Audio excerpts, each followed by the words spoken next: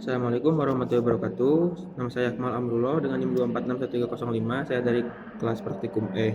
Di sini saya akan menjelaskan hasil kerja saya, yaitu instrumen HPLC. Latar belakang dan definisinya. HPLC adalah metode kromatografi cair yang menggunakan tekanan tinggi untuk memisahkan, mengidentifikasi, dan menentukan kadar senyawa dalam satu sampel. Tujuannya untuk penggunaan HPLC untuk menganalisis campuran senyawa yang kompleks, menguji kemurnian, serta menentukan kadar zat dan akurasi, presisi, dan sensitivitas yang tinggi, sehingga banyak digunakan dalam analisis dan pengendalian mutu di bidang farmasi. Prinsip kerjanya, pemisahan pada HPLC terjadi karena perbedaan interaksi setiap senyawa dengan fase diam dan fase gerak. Senyawa yang berinteraksi lebih kuat dengan fase diam akan keluar lebih lambat dibandingkan senyawa yang interaksinya lebih lemah. Prinsip kerjanya itu yang pertama, sampel disiapkan dan dimasukkan ke vial. Injeksi sampel diambil oleh injektor dalam injeksi ke sistem HPLC. Ketiga, ada fase gerak. Pompa mengalirkan fase gerak dari reservoir dengan tekanan tinggi. Yang keempat, ada pompa menghasilkan aliran fase gerak yang stabil dengan tekanan tinggi. Lalu ada injektor.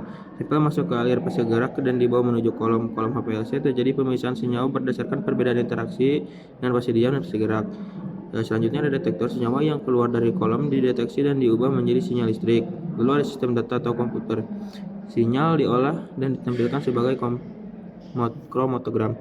Hasil analisis kromatogram menampilkan puncak-puncak dengan waktu, retensi, dan luas area yang digunakan untuk identifikasi dan kuantifikasi.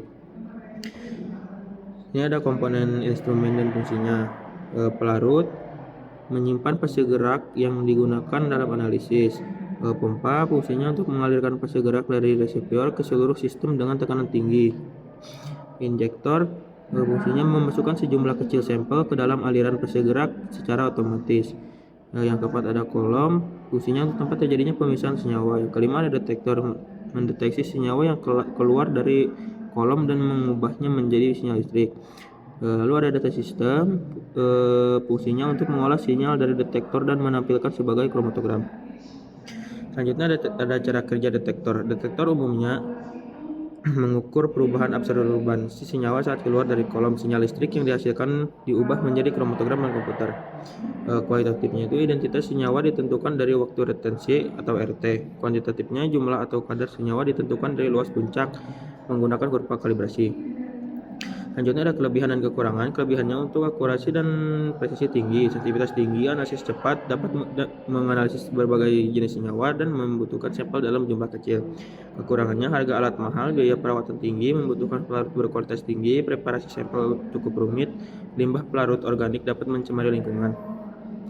Selanjutnya ada aplikasi farmasi. HPLC banyak digunakan dalam bidang farmasi untuk analisis kadar bahan aktif obat, uji kemurnian bahan baku, penentuan impuritas, uji disolusi tablet dan kapsul, studi stabilitas obat, analisis obat dalam plasma atau serum, dan quality control produk farmasi. Sekian dan terima kasih. Assalamualaikum warahmatullahi wabarakatuh.